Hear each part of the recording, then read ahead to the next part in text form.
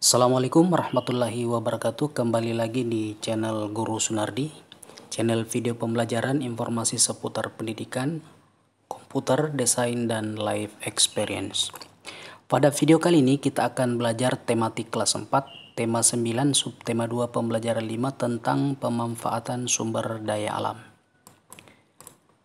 Adapun tujuan pembelajaran ini, yang pertama adalah mengidentifikasi pemanfaatan sumber daya alam dengan penuh kepedulian. Yang kedua, memperhatikan ketepatan nada dan tempo dengan penuh percaya diri.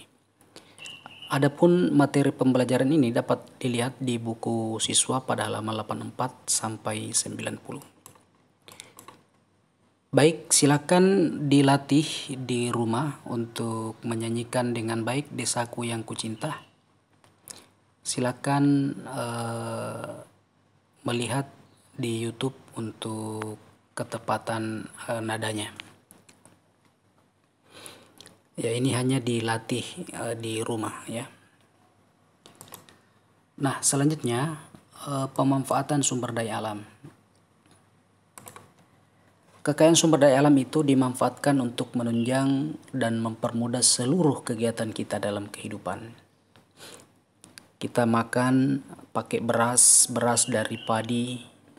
Padi adalah tumbuhan yang merupakan sumber daya alam. Air kita minum untuk bisa kita gunakan sebagai energi kita juga adalah sumber daya alam. Oleh karena itu perlu kita menjaga sumber daya alam agar tetap lestari, tetap bersih dan bisa digunakan oleh kita sebagai manusia. Manfaat daripada hasil pertanian, makanan pokok. Jadi misalnya padi, beras menjadi makanan pokok.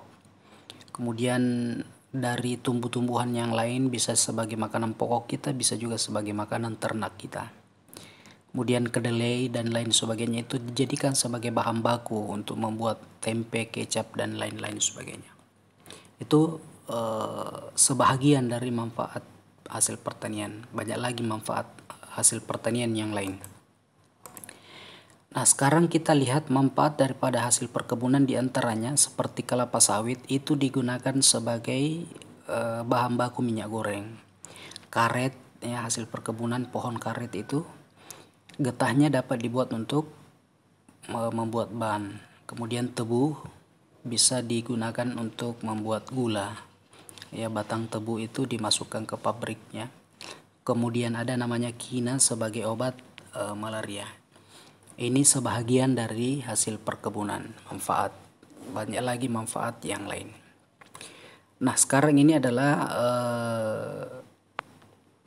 peternakan. Ya, misalnya yang terlihat pada gambar ini adalah sapi. Itu digunakan sebagai sumber protein hewani. Ya. Susunya juga bisa untuk kita minum.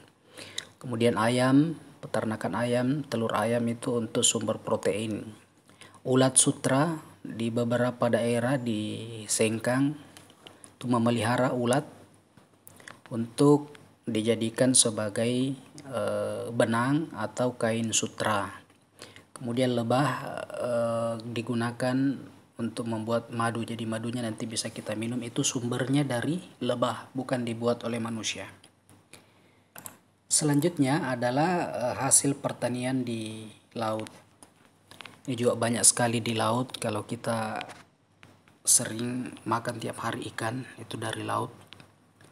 Ikan itu sumber protein. Rumput laut juga untuk bahan makanan dan kosmetik. Kemudian ada terumbu karang sebagai tempat berekreasi di bawah laut dan sebagai tempat tumbuhnya tumbuhan atau ikan-ikan yang ada di laut. Kemudian mutiara di kerang, itu dalam kerang itu sebagai perhiasan. Kemudian manfaat hasil tambang. Ini banyak sekali, minyak bumi, apa manfaatnya, gas alam, belerang, grafit, dan marmer.